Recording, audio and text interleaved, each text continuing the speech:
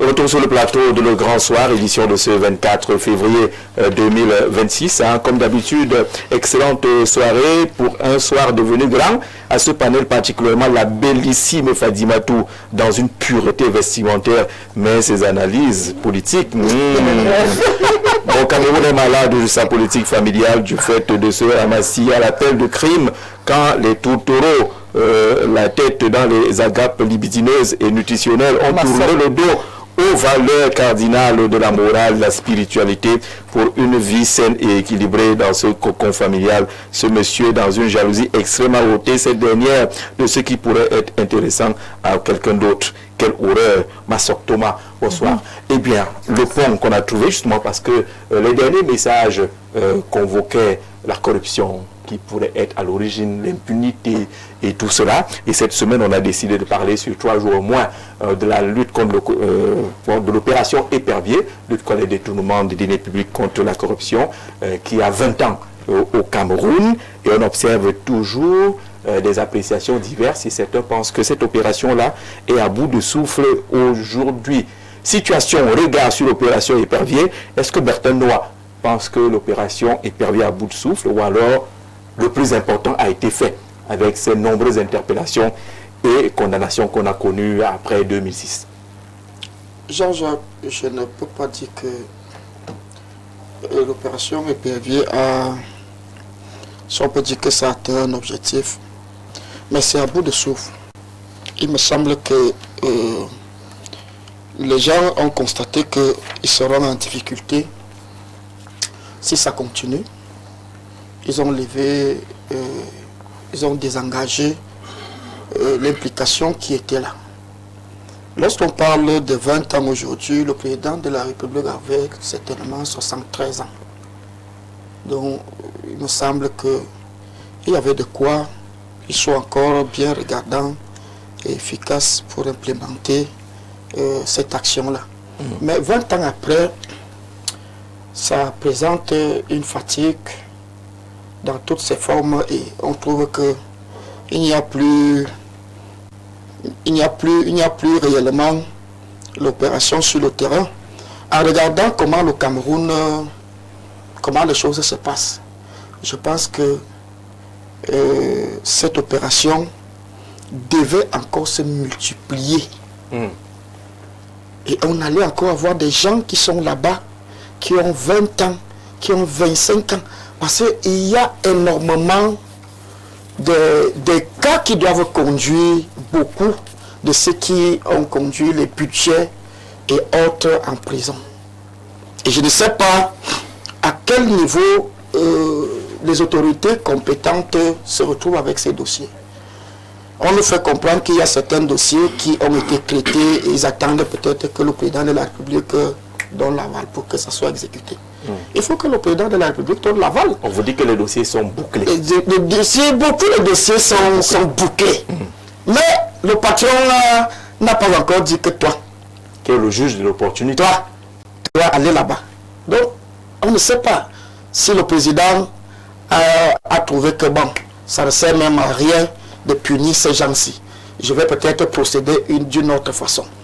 Puisque il y a des gens qui ont déjà fait sur l'appareil de l'État 30 ans, 25 ans, plus de 30 ans même. Et regardant ce que nous observons d'une manière concrète, on ne peut pas dire qu'ils ont géré le budget, ils ont géré les fonds de l'État comme cela se devait.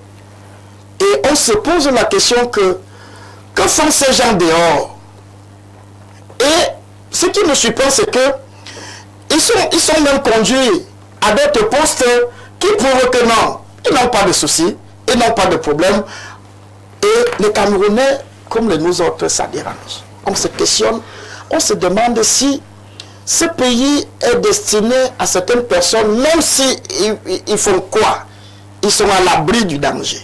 Ce qui cause des difficultés pour que les trucs comme l'opération Épervier n'aboutissent pas. C'est une ancienneté, une collaboration des mêmes personnes au niveau de la collaboration des fonctions. Imaginez-vous que les gens qui ont commencé en 82, si on repart maintenant, on va trouver que plus de 60% sont encore là. Vous pensez que Jean-Jacques, je serai encore tellement rigoureux avec vous? D'ici 15 ans, 20 ans, on discute toujours sur le même plateau? Je ne pense pas. Il faut renouveler l'appareil de l'État. Et en renouvelant l'appareil de l'État, il y a absolument un niveau où quelqu'un sera un peu inquiet de ne pas toucher un certain nombre de choses. Et les gens qui suivent également, ils savent que nous aussi, si on blague ici, ça va nous prendre. D'accord. L'opération Épervier s'est arrêtée, sinon les procédures n'ont plus abouti jusqu'ici. Franck Martial, est-ce que l'Épervier s'est brisé les ailes ou alors c'est une opération qui était déjà vouée à l'échec lorsqu'on voit les acteurs qui étaient concernés, qui sont concernés, lorsqu'on entend les déclarations qui étaient faites même devant les tribunaux, qui pouvaient même embarrasser ceux qui sont aux affaires ou qui pilotent l'État aujourd'hui. Il y en avait qui disaient qu'ils prenaient l'argent pour soutenir le parti ou les activités caritatives de la présidence de la République. Non, je pense qu'il y a plusieurs facteurs qu'il faut... Je ne pense pas que c'est une opération essoufflée. C'est simplement qu'on a atteint l'objectif. Le premier objectif qu'il faut comprendre d'abord, c'est que c'est une opération, c'est une exigence des bailleurs de fonds qui a estimé que le Cameroun, le niveau de corruption, de détournement au Cameroun ne permettait plus qu'ils continuent à mettre l'argent ou à donner l'argent au Cameroun. Parce qu'on venait d'être 2 fois champion du monde de la corruption. En corruption et autres. On a donc exigé à M. Biya de faire quelque chose. Un peu comme la démocratie, où on lui a dit s'il n'y a pas de démocratie, on ne fait pas ça, on ne fait pas ça. M. Biya était obligé de théâtraliser, parce qu'en fait, il n'a jamais été question. Mais quand vous voyez comment on arrêtait les gens de façon spectaculaire, quelle justice peut, dans un contexte, dans un pays sérieux, s'exercer de cette façon, ou pour arrêter un commis de l'État, on l'arrête comme un vulgaire agresseur qui, même les assassins dont on parlait tout à l'heure, on les interpelle pas de cette façon. Il y a eu cette théâtralisation de départ qui, c'était un message à renvoyer dans le fond qu'en fait, cette affaire, je la prends tellement au sérieux que vous l'imaginez. Il y a eu cette théâtralisation. Et l'autre facteur qu'il faut prendre en compte, c'est qu'il y a ce risque qu'on a compris que les hauts commis de l'État, le fait de les théâtraliser et d'attirer autant de médias sur des procédures font qu'on expose un peu l'État. L'autre paramètre qu'il faut prendre en compte, c'est que vous voyez que M. Biya n'arrive même plus à faire le remaniement. C'est que les puissances, les forces en présence dans le gouvernement, du moins dans ceux qui sont au pouvoir, se neutralisent. On finit par arriver à un moment où tu ne touches pas mon poulet, en fait. Ce qui fait que les choses sont coincées désormais. Et tu touches pour moi, je te touche. Et c'est à ce niveau-là qu'on voyait que l'opération Épervier est bloquée. L'opération Covid-Gate, nous avons vu ce qui s'est passé ici où un GPA a reçu carrément un mandat d'amener. Rien ne s'est passé après. En fait, les forces se neutralisent et une telle opération ne peut plus prospérer. Tant que M. Biya ne peut pas contrôler l'appareil gouvernemental, tant qu'il ne peut pas faire de remaniement, tant que le remaniement... Le même levier qu'il avait en 2006 par exemple, ça n'existe plus. C'est Bertrand qui parlait de cette époque-là où il semblait avoir... M. Biya contrôlait tellement de choses qu'il pouvait faire même semblant, puisque nous connaissons que derrière l'opération Épervier et avec cette puche politique. Mais nous savons que M. Biya a perdu... Non, c'est un fait, parce que vous ne pouvez pas justifier que le même président qui décide des opportunités décide que lui va en prison pendant que la dame qui est reconnue, du moins, qui est accusée du même détournement, son dossier est braqué pendant des mois. Ça veut dire que derrière, il y avait des règlements de compte. Et le règlement de compte n'était pas simplement au niveau du président de la République. C'est que même ceux qui étaient les collaborateurs du président de la République pouvaient vouloir neutraliser un directeur général qui leur pose une difficulté ou un ministre qui ne coopère pas à ci ou à ça. Donc le règlement de compte se faisait dans ce système-là. Et M. Biya, n'ayant plus suffisamment de moyens pour contrôler un certain nombre de choses, les forces en présence... Un président, il n'a pas suffisamment de moyens? Oui, si un président, près de autant d'années, n'arrive pas à construire un gouvernement, c'est qu'il y a un problème. Ça peut être monsieur le président, non, ça peut être son choix. On pouvait considérer que ce soit... oblige. On pouvait considérer que ce soit le choix. Si monsieur le président, dans ses discours, ne constate pas qu'il y a un gouvernement qui a échoué, vous ne pouvez pas constamment dans vos discours remettre en cause la capacité de votre gouvernement à répondre à vos attentes ne pas les changer et dire aux citoyens que c'est un choix. Le président a annoncé un gouvernement dans les jours qui arrivent. Nous avons bien vu que ces jours n'arrivent toujours pas. Ça prouve qu'il a une volonté, mais qui n'a pas totalement... C'est coincé, il y a beaucoup de batailles autour, des guerres de clans. Qui font que le président de la République n'ayant plus suffisamment de moyens pour arbitrer un certain nombre de choses, a fini par se résigner en se disant, ok, tant qu'à faire. Je pense que c'est ça qui a tué l'opération. Épervier qui au départ était une exigence des bailleurs de fonds qui a permis de faire des puges politiques, et on arrivait à un moment où la puge politique n'est plus trop nécessaire, les gens se neutralisent, si tu m'exposes, je t'expose, les gens se protègent mutuellement. Le propos de Franck Martial nous ramène un peu à la thématique d'hier, où on observait qu'il y a encore beaucoup d'interprétations de l'opération Épervier. Chacun semble coller ses missions selon sa perception de l'opération Épervier. Il parle de puges politiques, il parle de la satisfaction des bailleurs de fonds, qu'il fallait plaire aux bailleurs de fonds, sinon les gars ne venaient plus, ainsi de suite, et que c'est coincé désormais face à ce qu'on vit aujourd'hui, bataille de clans et autres. Fatima Toubengono. Non, d'abord Fatima. Ce que je vais d'abord dire de manière ferme, le président de cette république s'appelle Paul Biya. Oui. Nous sortons d'une élection il y a à peine un an, c'est quelques mois. Quelques mois. Les Camerounais ont choisi de lui faire confiance. Ça veut dire que les Camerounais sont conscients qu'il peut encore faire beaucoup de choses pour ce Cameroun. Et je vais dire également que l'État est atemporel. L'État, c'est une macrostructure. C'est pour cette raison que chaque ministre a des tâches. Chaque responsable, lorsqu'on vous nomme, on vous affine, on vous affecte des tâches. Le président de la République n'est pas un Tarzan ou bien un omniscient, un omniprésent qui se retrouve à faire tout. Donc il faut que l'on sache et que l'on arrête de dire il ne peut pas, il ne peut pas. C'est un choix politique. Il dirige le Cameroun avec l'aval du peuple qui lui a accordé cette souveraineté. Le peuple souverain lui a donné ce pouvoir-là. Donc les jours prochains, il parle français. Ou les prochains jours, il parle français. Maintenant, à vous qui êtes de l'académie, de nous dire ce que veut dire prochain jour ou jour prochain. S'il y a un cadrage temporel, vous nous le faites savoir. Mais pour le moment, je crois que c'est français. Quand nous revenons à la lutte, à l'opération Épervier, elle commence en 2006 avec l'arrestation de certains cadres. Il faut le dire, c'était les cadres du RDPC. Et ça avait jasé, comme c'est en train de jaser depuis un bon bout de temps, depuis un moment, depuis la libération de ces deux camarades. Lors du congrès en 2011, le président revient sur la lutte contre la corruption et le détournement des deniers publics. Parce que moi, il faut faire la part des choses entre la corruption et le détournement des deniers publics. Il dit que c'est son champ de bataille. Beaucoup de choses restent encore à faire dans le domaine de la lutte contre la corruption. Et il indiquait que les bandits à col blanc devaient rendre gorge. Et c'était lors du congrès du RDPC. C'est le président national du RDPC, président de la République. Forcément, il y a on va vous dire en majorité, les ministres, ce sont ses camarades, en dehors de ceux qui sont arrivés dans les alliances. Donc, il vient vous rappeler dans la maison que cette histoire, on va la poursuivre. En dehors de ces deux qui ont été élargis hier, et ceux qui avaient été interpellés en 2012, je crois que tout récemment, il y a eu un cas qui a aussi fait jaser. Et les cas, ça ne manque pas.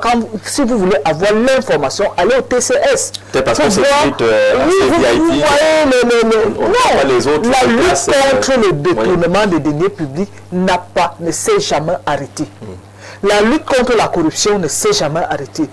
Donc, quand nous disons que nous faisons la part des choses entre la corruption et le détournement des deniers, la corruption peut être perçue comme l'exigence par un responsable, un acteur, un fonctionnaire, d'avoir des rétrocommissions avant l'exécution ou bien la réalisation d'une tâche qui lui est dévolue de manière officielle et pour laquelle il est rémunéré. Ou bien ça peut être perçu également comme le fait pour un usager de venir avec de l'argent ou bien avec autre chose pour bénéficier d'un service peut-être dont il ne mérite pas ou bien qu'il devrait en principe recevoir sans avoir besoin de monnayer. Par contre, le détournement des deniers publics est suffisamment grave parce que le détournement de vie engage les impôts des Camerounais. En ce sens que lorsque les projets sont inscrits pour telle période et une personne s'arroge le droit de distraire cette somme, c'est un crime économique. Et nous pensons que c'est normal que ces personnes soient interpellées. Maintenant, quant à l'efficacité, la société de recouvrement et de créances a eu à récupérer, à verser au niveau du trésor un certain nombre de sommes qui a été récupéré dans le cadre de ces procès ou de ces arrestations-là. Mais la réévaluation de cette opération a conduit l'État à pencher pour la libération au cas où on restituerait le code du délit. Parce que le même Camerounais, parce que ce que je voudrais dire, c'est un peu comme la Constitution. Quand on met la Constitution en 1996, les gens sur les plateaux disaient que voilà, il n'y a pas le Sénat, il n'y a pas le Conseil constitutionnel, rien n'est fait, il n'y a pas le Conseil régional. Comment ils ont dit que ça devait être mis ça devait arriver progressivement. Aujourd'hui, M. Jean-Jacques Zé, les gens vous demandent à quoi sert le Sénat. Sur ce même plateau, les mêmes Camerounais vous disent que à quoi sert le Sénat, à quoi sert les conseils régionaux, à quoi sert le Conseil constitutionnel. Hier, c'était le levier sur lequel, là où ils mettaient le curseur pour dire que rien ne marche. Aujourd'hui, il y a la lutte contre la corruption. On vous fait savoir que c'était des pièges politiques. Les mêmes vous diront demain, si on ne les arrête pas, qu'on laisse faire, l'État laisse faire.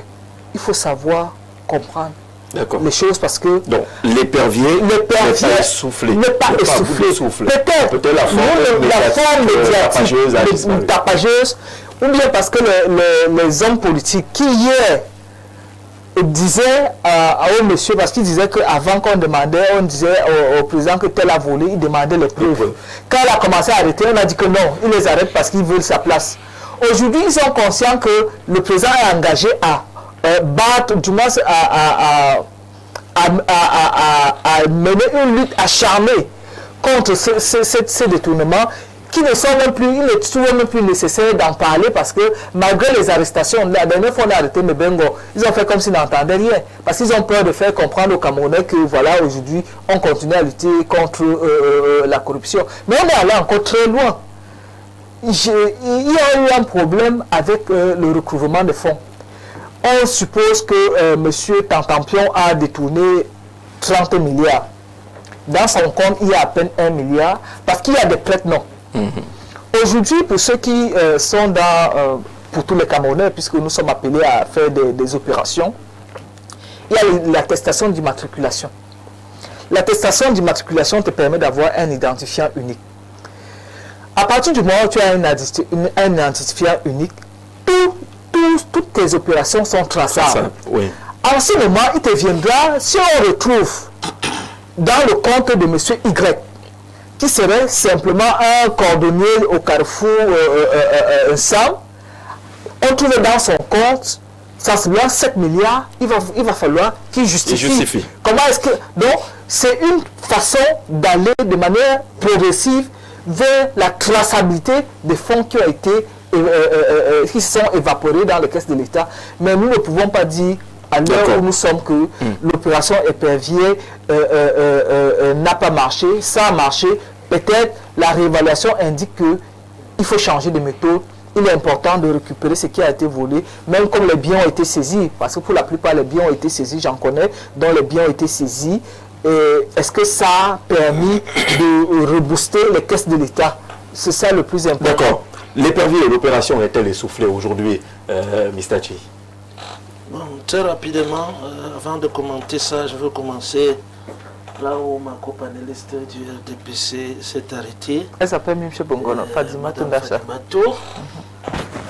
J'aimerais dire que si aujourd'hui les Camerounais se demandent à quoi sert le Sénat, à quoi servent les régions, c'est parce que quand les Camerounais se battent pour avoir quelque chose, chaque fois que cette chose vienne, vous faites tout pour que cette chose-là ne puisse pas produire les résultats dont attendent les Camerounais. Le Sénat dans d'autres pays est une institution et il est souhaitable que ce soit aussi dans notre pays une institution très importante, très forte, avec des compétences particulières, comme c'est le cas aux États-Unis. Mais au Cameroun, on fait du Sénat le double de l'Assemblée nationale. Et c'est ça que les Camerounais ne comprennent pas. Les régions, c'est la même chose. On dit qu'on a créé, on vient de mettre les régions en place. Qu'est-ce qui avait même d'abord justifié qu'on met d'abord le Sénat en place avant de mettre les régions, alors que les régions étaient représentées partie du collège électoral des Sénats. Vous voyez qu'il y a des calculs politiciens dans tout ça, qui n'ont rien à voir avec l'intérêt du petit Camerounais. On met en place les régions aujourd'hui qui sont quasiment totalement occupées par le RDPC, mais jusqu'à là, on ne donne pas suffisamment de moyens aux régions et aux collectivités territoriales de fonctionner. On dit qu'on va donner 15% du budget de l'État. Jusqu'à là, on ne donne pas le 15% du budget de l'État. Vous ne voulez pas que les gens se posent des questions. Les gens se disent que mais vous nous prenez pour les idiots, on s'est battu pour ça, mais quand vous voulez nous donner, vous nous donnez la chèvre, vous tenez la corde. Donc les gens ont le droit de le faire. Vous avez parlé des élections, nous sortons d'une élection. Et vous savez, l'histoire des élections dans notre pays, c'est une histoire qui a vraiment des épisodes très mauvais que on va se rappeler. Je vais à votre question. Pour dire que l'histoire des élections, on a les histoires des élections volées ici au pays. J'ai toujours demandé à ceux du RDPC qui passent sur les plateaux, pourquoi est-ce que depuis que Dzonga avait dit qu'il avait volé les élections de 1992, de la main du chairman Mitterrand et donné à Paul Biya, pourquoi vous n'avez jamais demandé à ce que Dzonga soit interpellé? Demandez-le formellement. Vous le faites pas aussi. Mais j'ai déjà demandé. Vous avez porté plainte. J'ai déjà demandé. Non, si c'est pour la plainte, pour le moment, j'en parle. Mais pour le moment, j'en parle. Je veux qu'on en parle d'abord. Il est là. Je veux, s'il vous plaît, je veux qu'au niveau de la communication politique, que quand ma compagnie du RDPC va prendre la parole, qu'elle puisse avoir le courage de demander l'interpellation, s'il vous plaît, de demander l'interpellation de Dzonga pour avoir menti, parce que normalement ils doivent dire que Dzonga a menti, mais Dzonga a dit qu'il a volé les élections, il a donné à Paul Biya. Ça veut dire que Paul Biya est illégitime depuis 1992 et jusqu'à là vous le laissez se balader. Il y a Fidenan qui a fait des déclarations contre vous, qui a participé à quoi qu'on appelle bourrage des urnes. Personne ne l'inquiète. Vous voulez que les gens pensent à quoi? Vous venez dire que le président a été voté, ceci, cela. Je suis pas là pour dire qu'il faut que le président Paul Biya prenne des mesures d'apaisement pour libérer tous ceux qui ont été interpellés à la suite des élections présidentielles de 2017 et des élections de 2018. C'est opération épervier. Quand vous demandez, est-ce qu'elle est à bout de souffle? La réponse de ceux-là qui l'ont façonné comme une opération de chasse aux sorciers, c'est vrai que non, elle n'est pas à bout de souffle, parce que normalement, si cette opération ne servait plus leurs intérêts, ils l'auraient déjà mis de côté. Alors pour eux, non, elle n'est pas à bout de souffle. Madame a bien répondu. Madame, non, s'il vous plaît. Madame a bien répondu que cette opération n'est pas à bout de souffle. Vous pensez quoi? Parce que elle répond encore aux exigences de ceux-là qui l'ont façonné comme une opération de chasse aux sorciers. Pour vous faire comprendre pourquoi j'ai dit que c'est une opération de chasse aux sorciers. Allons un peu dans l'histoire. Dès la naissance du SDF en 1990, très tôt en 1991, le SDF dirigeait la lutte pour qu'on aille une conférence nationale souveraine. On se bat, on arrive à un moment donné, le président de la République convoque la tripartite en 1991. Cette tripartite accouche d'une souris. La commission de révision constitutionnelle. On arrive pour la révision constitutionnelle, la constitution de 1996 est née. La souris est finalement née. Mais il y avait des choses importantes dans cette constitution quand même. Il y avait la limitation du mandat. qui a été rapidement mis de côté, sans appliquer. Il y avait la déclaration de biens, l'article 66. Chaque fois vous dites ici, vraiment le président Paul Biya, il doit chercher celui-ci, il doit chercher celui-ci. Qui cherche le président Paul Biya? Qui vous a demandé de déclarer le président Paul Biya seul? Qui vous a dit que quand on veut contrôler, quand on veut lutter contre le détournement des biens publics dans un pays, on exclut le président de la République? Non! Ça doit concerner tout le monde, en commençant par lui. Et la Constitution de 1996 avait mis les bases. La déclaration de biens. L'article 66, oui. On a attendu 10 ans après, parce qu'effectivement 10 ans après, c'est là que l'opération EPV est née en 2006. On a attendu 10 ans après pour qu'on applique effectivement l'article 66. 10 ans après, c'est la loi de 2006 sur la déclaration du bien qui vient encore avec une suspense disant que le chef de l'État doit encore prendre un décret pour l'application de ces lois.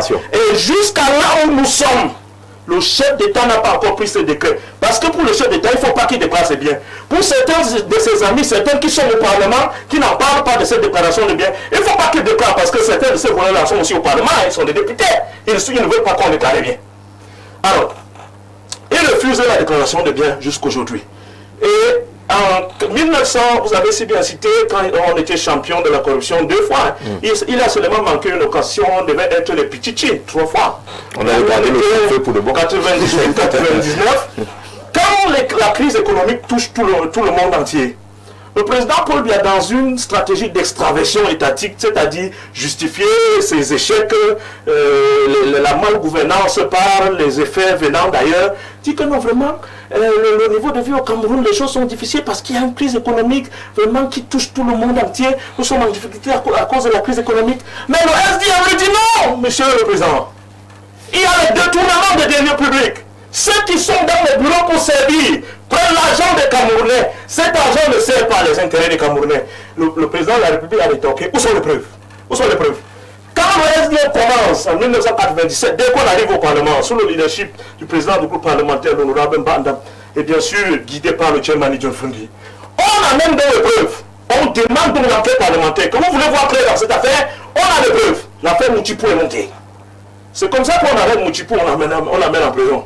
Et plus tard, en 2006, ils font leur opération épervier. Et cette opération épervier est une chasse aux sorciers. Chasse aux sorciers, pourquoi? Parce que certaines personnes qui pouvaient eux aussi être les victimes de cet épervier sont ceux-là qui disaient à l'épervier: arrête celui-ci, n'arrête pas celui-ci. Arrête celui-ci, n'arrête pas celui-ci. Quelles sont les justifications de pourquoi certaines personnes qui peuvent aussi être arrêtées par l'épervier sont ceux-là qui contrôlent l'épervier? C'est à ce niveau que moi je vous dis que c'est la chasse aux sorciers. Ce n'est pas la lutte contre la corruption. Il faut que le président de la République, comme Mme Arsi a bien annoncé, et il faut le dire, si le Cameroun, si on gouvernait un pays avec le bon discours, le Cameroun serait plus bien que les États-Unis. D'accord. Et alors ils disent de bons discours, vraiment, les gens vont rendre compte. Ou pas les gens vont se faire ici. Il faut que le chef d'État déclare ses biens, applique l'article 66 pour que tout le monde déclare ses biens.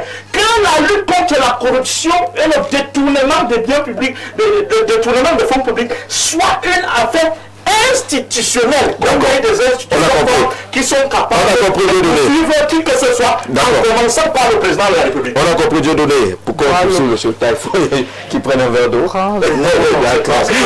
faut penser à la haute Cour des comptes qui est également prévue dans cette constitution-là et qui pourrait s'intéresser au président de la République, la Cour des comptes. Bonsoir Jean-Jacques Zé. Le Cameroun est le seul pays où le président fait 2 mandats sans faire un nouveau gouvernement. Hobson, depuis le Gabon, merci, le plus de 241, si vous nous suivez depuis le Gabon. Bonsoir à vous, grand soir.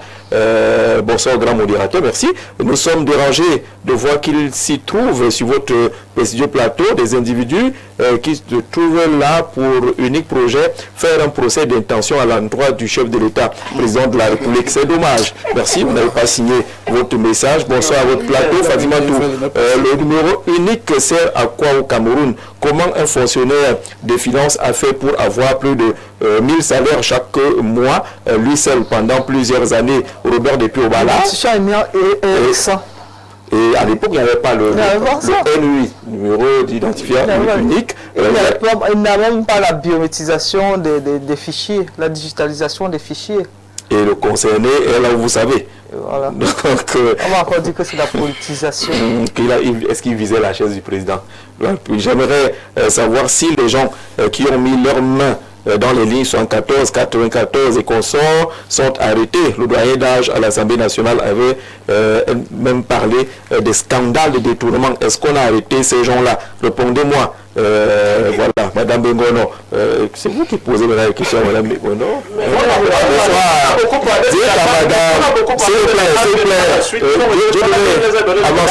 Avançons. Dites à Madame de ne pas manger la bouche. L'opération a échoué. Les éperviers sortent et font des fêtes pour narguer le peuple. Pourquoi est-ce qu'ils ne feraient pas la fête avec leur famille? Vous pensez que ce n'est pas normal de faire la fête quand on sort de prison? Bonsoir, dites à Madame Bengono que nous sommes fatigués du RDPC. Pardon, les élections, c'est dans quelques semaines ou dans quelques mois après. Il y a 2032 aussi. Voilà, bonsoir, l'opération épervier est un massacre. Il faut aussi l'épervier à la police au niveau des CNI. Comment on peut expliquer à un Camerounais 2 jours les dépenses sur la même carte nationale d'identité? C'est un peu compliqué. Evra du côté d'Acacia. Jean-Jacques, merci pour cette émission. Qu'est-ce que vous dites? J'ai juste une question à l'endroit du RDPC qui nous invite à l'Académie française parlant du remaniement que le chef de l'État avait annoncé lors de ses sorties en disant dans les prochains jours, quand de manière péremptoire, elle nous renseignait que le remaniement serait fait avant le mois de février. Elle ne connaissait pas la langue française à cette époque-là, Madame Bengono. J'ai votre extrait. Il faut lui faire comprendre ça. Sur 42, vous annoncez que... Je l'avais dit, et au même moment, je crois le 31, je leur ai expliqué, en politique, il y a les aléas. S'il est vrai que la politique a des aléas, il y a 2 variables. Il y a la nécessité contingente, il y a la contingence nécessaire. Maintenant, il revient au souverain d'être juge de l'opportunité. Il y a des éléments qui entrent en jeu qui peut lui permettre de soit de le faire un peu plus tôt ou bien de le faire un peu plus tard. Il a les mains libres puisque le peuple lui a donné ce pouvoir-là. À ce moment-là, j'ai parlé, je n'étais pas président de la République, j'étais comme tous les Camerounais. Et c'est bien de me prêter des pouvoirs que je n'ai pas. Vivement que Dieu fasse que ça arrive, parce que vous me prêtez tellement de pouvoir qu'à un moment donné, j'ai l'impression que c'est important. Alors, est-ce que ce n'est pas l'absence de spectacularisation qui manque aux Camerounais qui pensent que l'opération épervier s'est essoufflée? Faites quand même un tour au TCS ou dans les prisons, vous verrez quand même que nombreux sont là-bas qui ne sont pas ministres et qui ne sont pas DG. Moi, je pense que le Camerounais lambda qui est au courant de ce qui se passe d'une certaine façon, vous n'allez pas lui demander d'aller regarder là où il n'a pas la possibilité de voir un certain nombre de choses. Pourquoi est-ce qu'il n'en a pas la possibilité? Les procès sont publics. Nous n'avons pas tous les mêmes possibilités. Parce que le Camerounais qui est à... Je ne vais pas citer la localité de peur que la personne ne croit que c'est son endroit qui est... Pourquoi tu voulais dire Pourquoi tu voulais dire Mais nous, sur le plateau, tu peux être le porte-parole de ces gens-là. Allez, regardez, c'est pas tout le monde qui est. Je voudrais que nous soyons... Il y a des journaux spécialisés dans la chronique judiciaire au Cameroun. Qu'on soit vrai. Allez Kalara, par exemple. Avec la situation actuelle du Cameroun. Lorsque nous avons attaqué le problème de l'ACF, dernièrement, le FDC a attaqué ce problème jusqu'à ce que nous sommes arrivés au Conseil constitutionnel. Nous avons dit que les gens qui mettent sur pied des décisions au Cameroun confondent la réalité du Cameroun que nous vivons chaque jour. C'est la raison pour laquelle, au jour d'aujourd'hui, j'écoutais sur l'antenne de Info TV dimanche, quelqu'un que j'aime écouter, Elimbi Lobé, qui disait qu'il veut déclarer, c'est bien. Il veut déclarer, mais c'est bloqué. Mais du moment où on parlait là, on est parti au conseil, c'était comme si c'était un problème du FDC. Non, c'était pas un problème du FDC, parce que nous connaissons la réalité du Cameroun, où tous les Camerounais n'ont pas accès à l'électricité. Pendant qu'on est ici, j'ai la lumière, une ligne qui passe chez moi, je ne sais pas si, ça fait 3 jours que j'ai appelé qu'il n'y a rien. Bon, si quelqu'un n'a pas la lumière chez lui, comment il va suivre cette émission? Même pas. Donc, automatiquement, ce Camerounais qui est victime de la situation-là, tu ne vas pas l'en vouloir, qu'il soit ignorant de quoi que ce soit. Le Camerounais pas cherché. Non, vous êtes là, non? Vous êtes là. J'en d'accord qu'il n'y a pas l'électricité en permanence, mais lorsqu'on veut l'information, on l'a. Quel Japap qui échappe au Camerounais, ils connaissent au salaire de Samuel et tout. Je pense que même sans lumière. On veut parler d'un certain Camerounais et non des Camerounais. Ok. Là où nous sommes là, il y a des gens qui ils n'ont même pas le petit téléphone. Mais son Camerounais, tu ne vas pas l'exclure parce qu'il n'a pas l'Android. Il a besoin de tout ce qu'il faut. Ça veut dire quoi? Il faudrait que les autorités fassent en sorte que la ligne de l'électricité passe là-bas. S'il n'a pas cette ligne-là, ce n'est pas de sa faute. Quand il aura donc ça, dites-lui que quand il a fini de faire peut-être un champ de manioc, pour aller vendre, il a une route qui lui donne la possibilité de déterrer son manioc pour aller vendre à mon atelier. Et quand il finit donc ça, d'après ce que l'État lui a donné comme possibilité, il peut donc s'acheter soit la télé ou bien un téléphone. S'il n'arrive pas à ce niveau, Jean-Jacques, ce n'est pas son problème s'il est sous-informé. Ça veut dire qu'il y a au départ un certain nombre de choses qu'il a manqué à voir, qui n'étaient pas à son niveau. Nous sommes donc en train de encourager. Là, c'est un problème réel. Lorsque je vais quitter sur ce plateau, je vais aller chez moi en Colombie, à mon atelier, je suis à quelque part, mais parfois je fais beaucoup de temps sans lumière. Ça, c'est une réalité que même si nous venons tout dire sur les plateaux de télévision, mais on connaît la réalité que chacun... La question n'est pas le plateau de télévision pour avoir l'information. C'est où donc, Jean-Jacques? Ah, d'accord. Si tu n'as pas un petit poste radio chez toi, si tu n'as pas la télé chez toi, comment tu vas faire? Est-ce que c'est le Camerounais lambda là qui va mettre la lumière chez lui pour qu'il soit informé? Non! Il faut que les autorités mettent certaines choses à sa disposition pour qu'il puisse avoir l'information. Et nous disons tout simplement que il y a une réalité qui est en train de se concrétiser actuellement au Cameroun. On a parlé tout à l'heure qu'il faut d'abord premièrement que quelqu'un puisse avoir un numéro identifiant. Après ce numéro identifiant, tu dois donc avoir l'ACF. Non. Tu vas faire comment? Ce n'est pas ce que j'ai dit. Non, ce n'est pas vous. Je dis la procédure. Il faut d'abord que vous puissiez avoir le numéro identifiant unique, n'est-ce pas? Après ce numéro identifiant, c'est ça qui fait en sorte que vous puissiez obtenir l'attestation de conformité fiscale, n'est-ce pas? Oui. Mais à ce niveau-là, pour obtenir les deux choses, ce n'est pas moi, Bertin Noir, qui suis un problème. C'est le site d'une institution qui gère ça. Si on n'arrive pas à... Madame demande de patienter. Si on n'arrive pas à avoir un site qui est fiable... Si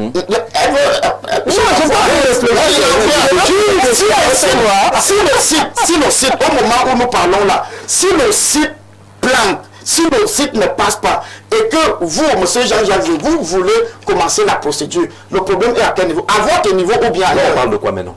Nous sommes en train de dire que...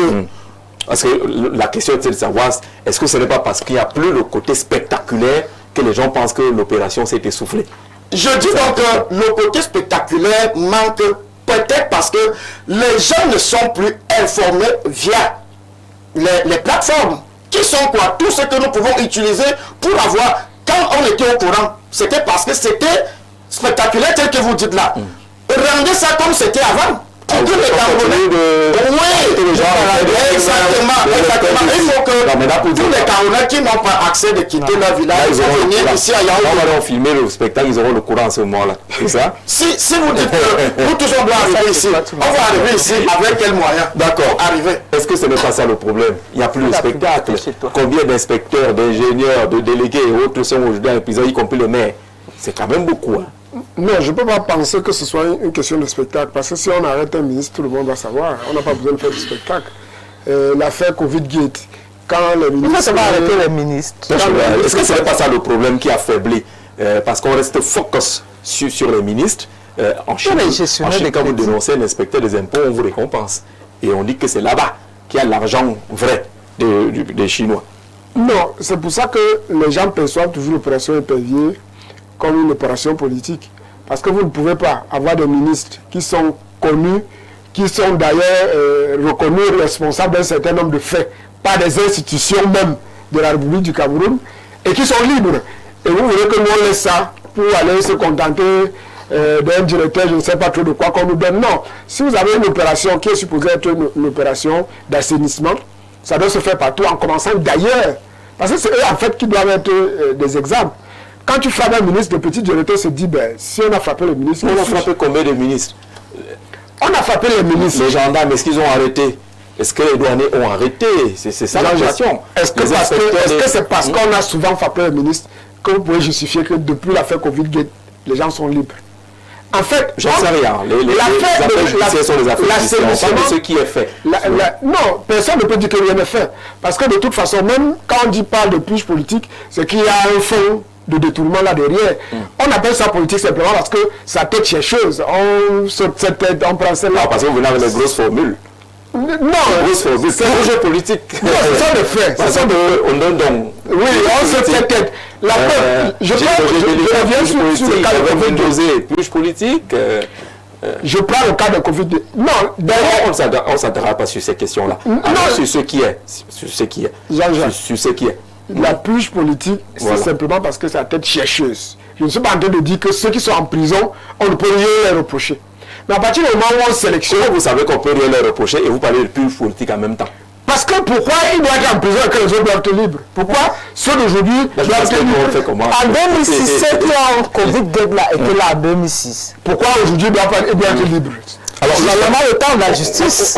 Le temps de la justice. D'avancer. Et l'opération épervier n'est pas épuisé, n'est pas essoufflé. Mais c'est le temps de la justice. La justice se fait où? Puisqu'il n'y a aucune poursuite. Si ces gens étaient... Non, la justice ne commence pas par la poursuite. Il y a déjà les enquêtes.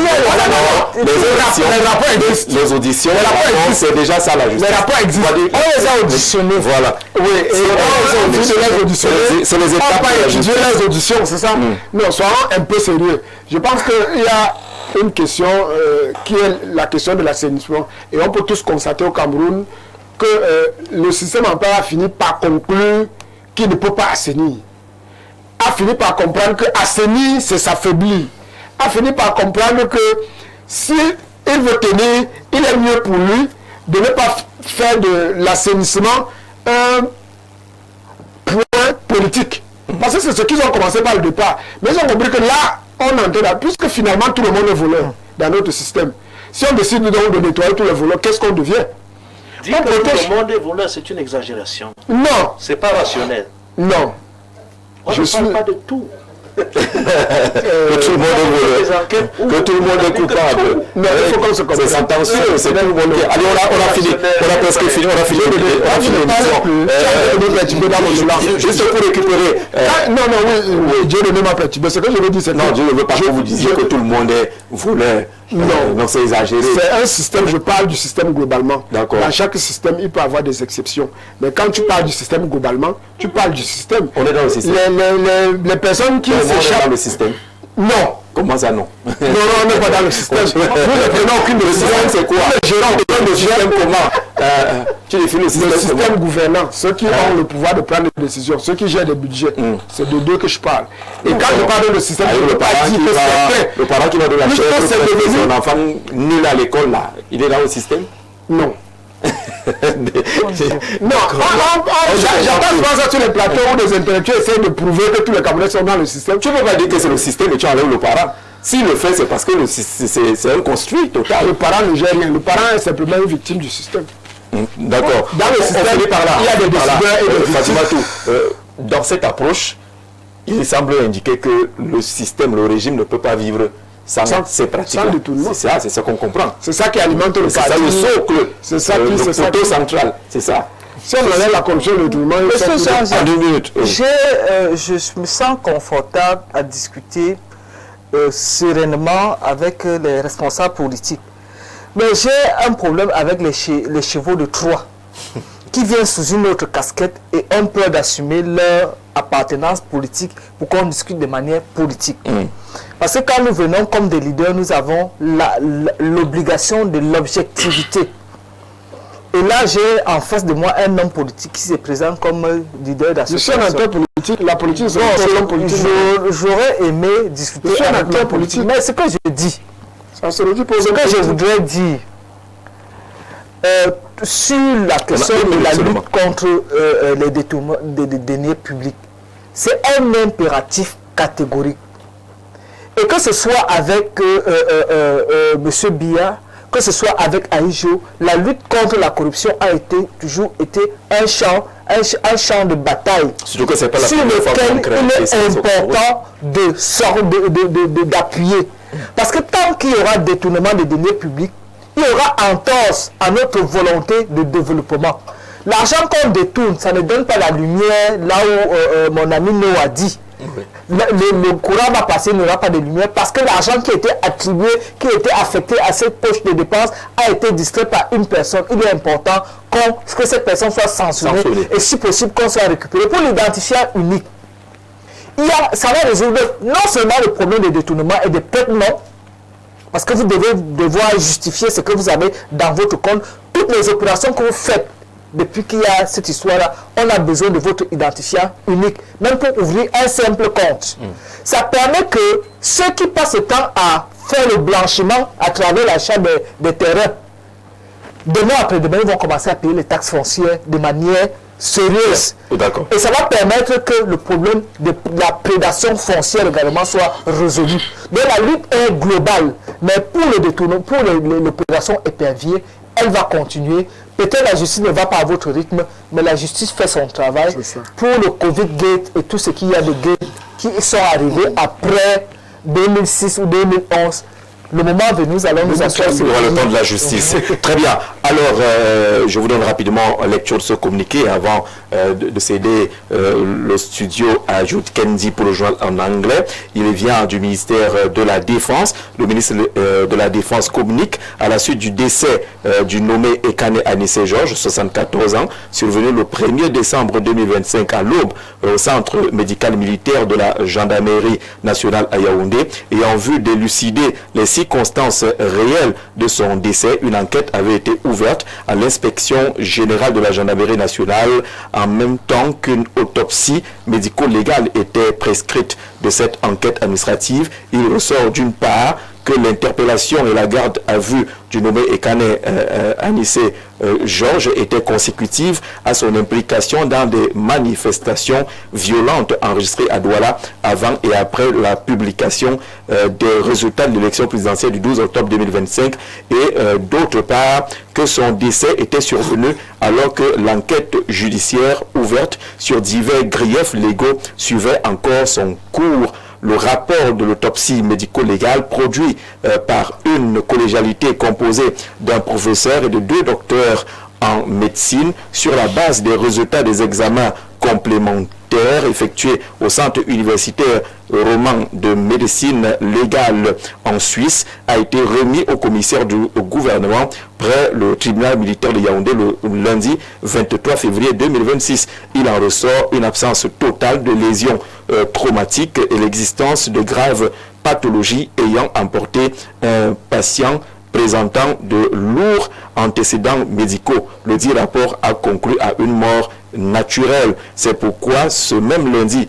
23 février 2026, le commissaire du gouvernement a ordonné la levée des scellés permettant ainsi la mise du corps à la disposition des ayants droit de la victime par la direction de l'hôpital central de Yaoundé. Le capitaine de vaisseau à Tonfak, Gemo Cyril CH, qui signe donc ce communiqué. Il est le chef de division de la communication au ministère de la Défense. Monsieur, on vous dit merci, madame, merci d'être passé. Demain, un autre rendez-vous pour boucler notre série sur l'opération Épervier, 19h le journal en anglais. Merci pour le temps que vous prenez en restant devant votre écran et sur Info TV. Bonne soirée.